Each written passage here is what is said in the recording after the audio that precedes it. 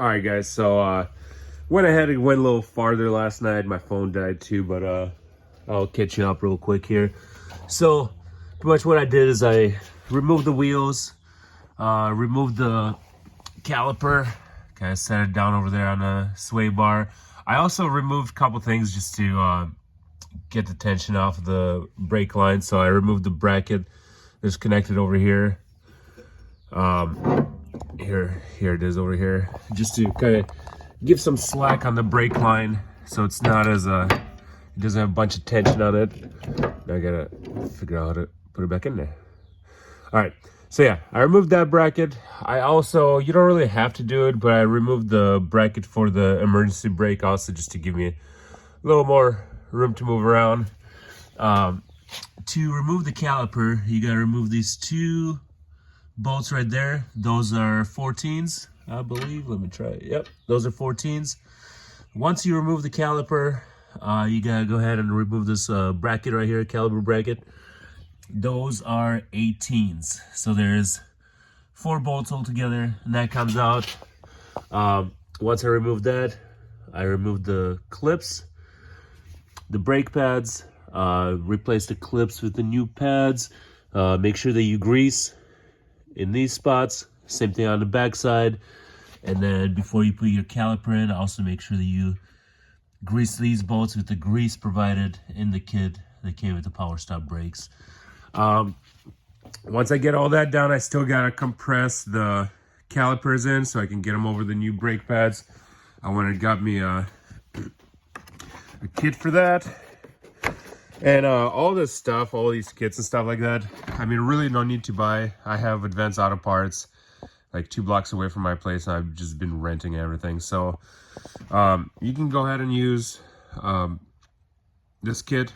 You use one of these plates to put on the caliper itself, or the piston of the caliper. And then you use the threaded tool to push it back in to get over the new brake pads. On the front, oh yeah, so on the rear, these rotors came out pretty easy. I mean, once I removed the bracket, they were pretty much loose and they were able to come out. These, however, a little harder. To remove the brakes themselves, it's much easier. And if you see right there, so my brake caliper is over there. Those are the 2 bolts that you have to remove to get the brakes out. Those are going to be 15s. 15 millimeters. I still left the bolts there. I have been replacing all the hardware with the new hardware. Make sure you use a little bit of Loctite or a thread locker. Let me see what I got. It's just so I don't give you guys the wrong name. I struggle with my speech sometimes, I guess, or remembering things. So this is what I got. Been using this stuff on all the new bolts because I did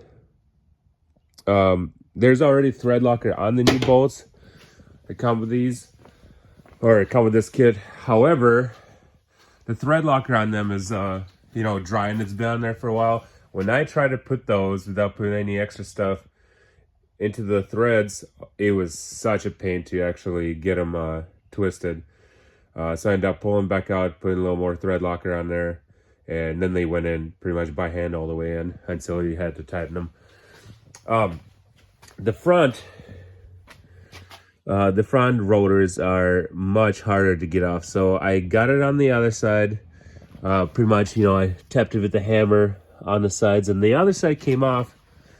Let me show you what that looks like. So this side came off. I sprayed the actual rotating assembly over here with some cleaner. I'm gonna clean it up a little bit, make sure there's nothing stuck behind there. I mean, it looks pretty good, but just might as well, you know, once the rotors are off and brakes are off, might as well clean everything up a little bit. This one's giving me a little bit more issues. You can see where I hit it with the hammer a few times, quite hard. It's still stuck.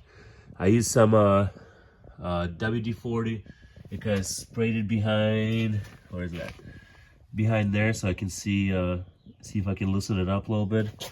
I'll give it a few more tries here, see if this one comes off.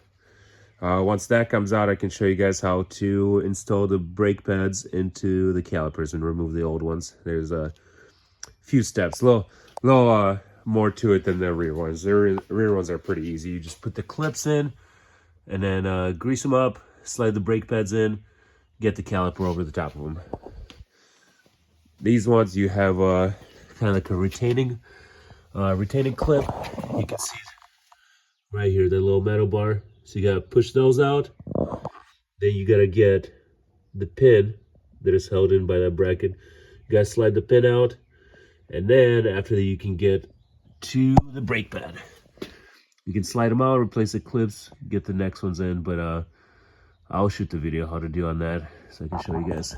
All right, be back. All right, let's see if this works again.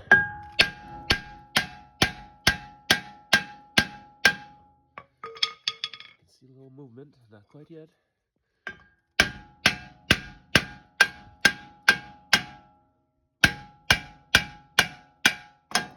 Whoops, that's not good.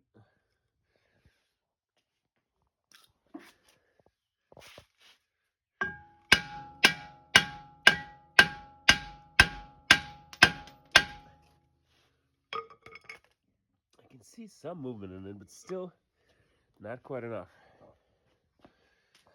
Huh. I'm gonna keep working on that, but you should be able. On the other one, I gave it maybe like a couple taps, not even as hard, and it came right off. This one is being a little more tricky, so I'm gonna keep working on that. Might have to use some heat just to loosen it up. I really hope not, because I'm gonna have to go get a torch somewhere. Wait, give us a couple more tries, and I'll let you guys know what happened. So that's actually funny. Right after I turned off the camera, I gave it one more tap, and the rotor came out. So here we have it. There's a little more corrosion on this one, so I'm gonna do a little better job cleaning this one. This one really stuck on there, so just make sure it's nice and clean so we have a good surface there. Yeah, I'm gonna do that, and then I will switch back to installing brake pads into these bad boys. All right, guys, so what I did here, I just used the green Brillo pad and some WD-40. I just sprayed it up, scrubbed it a little bit. Now I'm just gonna wipe it down so it's nice and clean, and we're gonna be able to put the rotors back on. All right, so here is the process of pushing the caliper piston back in. So you just find the right attachment for the caliper itself. It's a little misaligned right now. I need to loosen it up.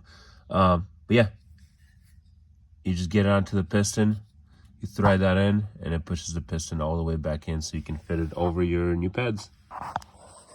Hopefully that helps. All right, so for the torque specs, I got, for the small boats over here, it's 24 foot-pounds. These big ones right here, 129 foot-pounds. Now I gotta lie, if you got a torque wrench like I do, some of these are pretty tough to get a torque wrench in. Like I mean, it's either hitting on the exhaust or the well, or I mean, it gets cut up in the brake lines. I probably should not have attached the brake lines yet back to its brackets, because that line was definitely getting in the way. But I got it done. A lot of quarter turns at a time, but this side is all done. Just gotta put the wheel on, and we should be all good to go. And then I can do a braking process. Probably gotta clean that up and wipe it up, just so make sure there's no grease or anything on there. But yeah, I'm gonna go do the other rear side, and then I'll show you guys what's going on with the front. All right, so I went ahead and tightened these bolts to the same specs. Definitely a pain to get to these. So, I mean, at least with the tools that I have. By no means I'm a mechanic, but I had to use this combo to get them close to tight. And then, I mean, this big wrench, I literally maybe only have like a quarter turn at a time to do. And then even when I turn it, if it's not torqued down enough, I have to use that again to give it another, bit of a turn just to get the torque wrench back on. Since it's not ratcheting or anything, I definitely got to invest in a ratcheting torque wrench. That would save me a lot of headache. But yeah, if that's all you got so far, just, be patient. And it's tough. Like, I'm 6'7", 240 pounds. And that was a pain in the ass. All All right, guys, so I got the wheel back on, got the lug nuts hand tied on there. Then we gonna torque them down to 150 foot-pounds, guys. And that should be pretty much all for the torque specs and everything for the rear end. I'm gonna go ahead and put both wheels on, torque them down, and then we're gonna shift to the front. Haven't looked up much on it yet. I just know there's a clip. Gotta pull the pads out. This one's a little easier. There's only 2 bolts. There's way more room to work, so I don't expect any big issues there. So hopefully everything works the way it should. Sorry for the mess. I got a huge door over here that everything just flies into, and kids like to run back and forth, crack stuff in like a scooter. Whee! Oh, I'd be laughing if I smoked my ankle on that. All right, guys, I'm gonna go finish up torquing these wheels, and then we're gonna switch to the next step.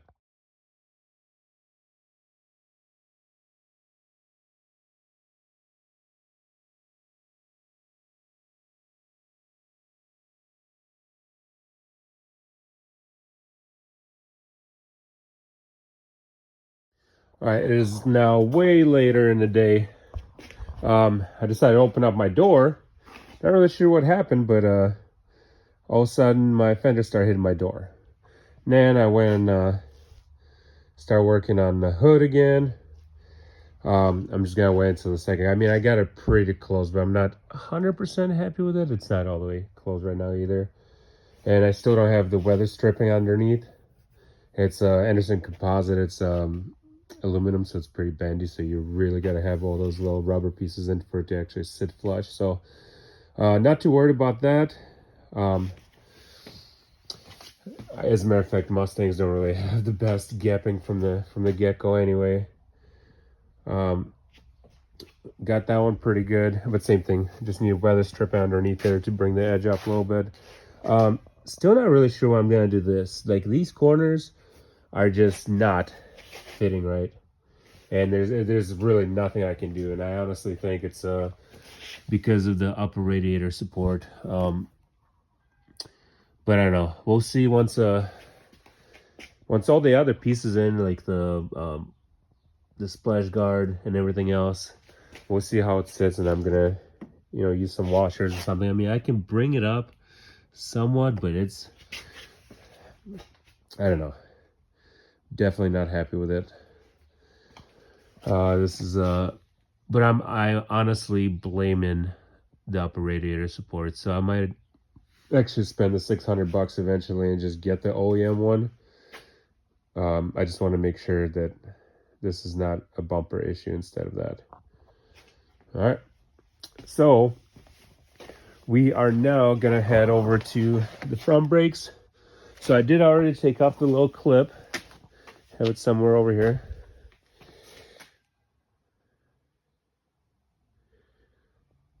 All right, guys, it is now sometime later. I end up getting sidetracked with a gapping issue that I had on the door here. Like, out of nowhere, all of a sudden, my fender started hitting the door.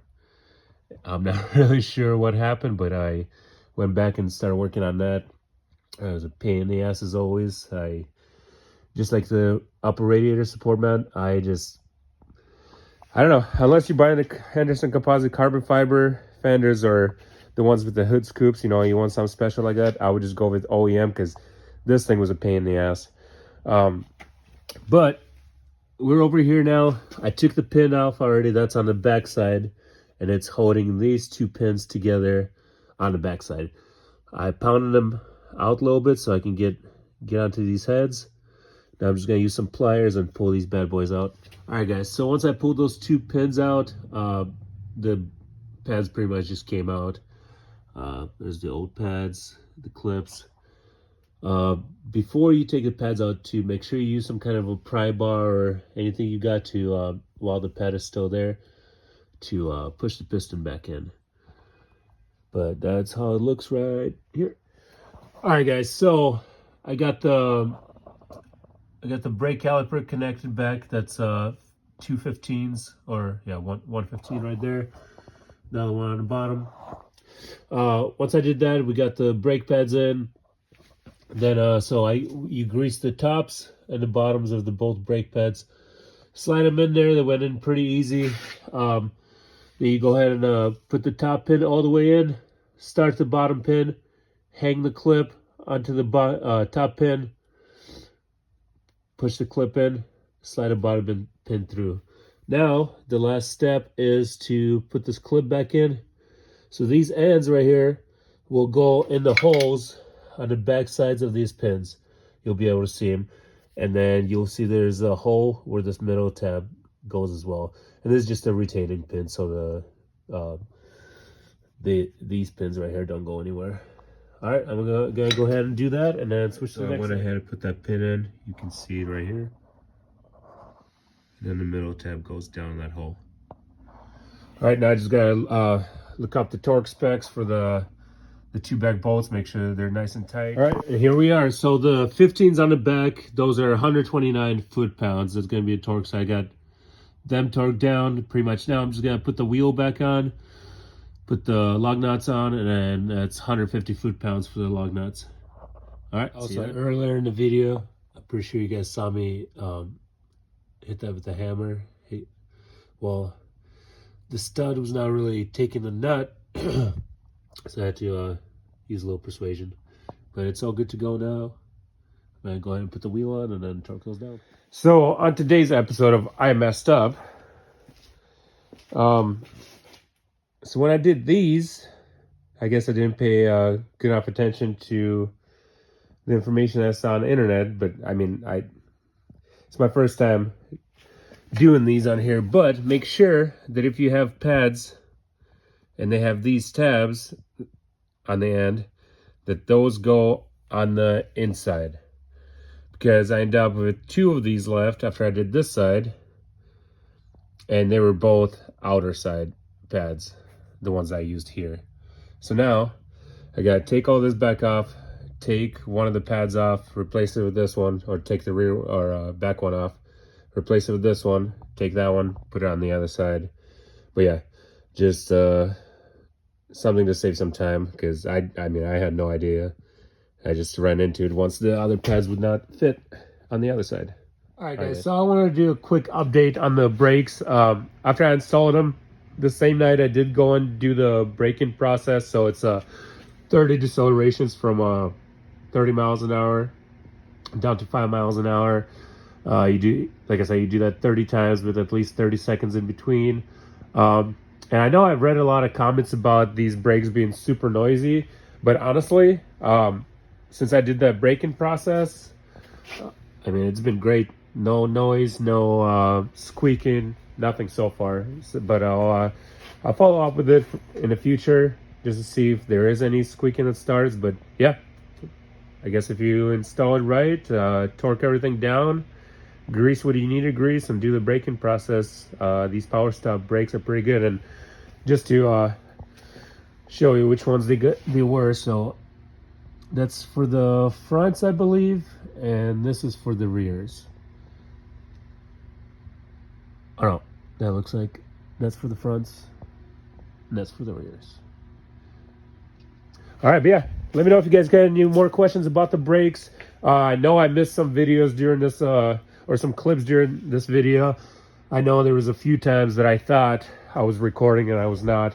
So if you guys have any questions on torques or the sizes for the, I guess the sizes for the hardware that is on the brakes, let me know, comment down below, and I'll try to answer every question I get. All right, bye.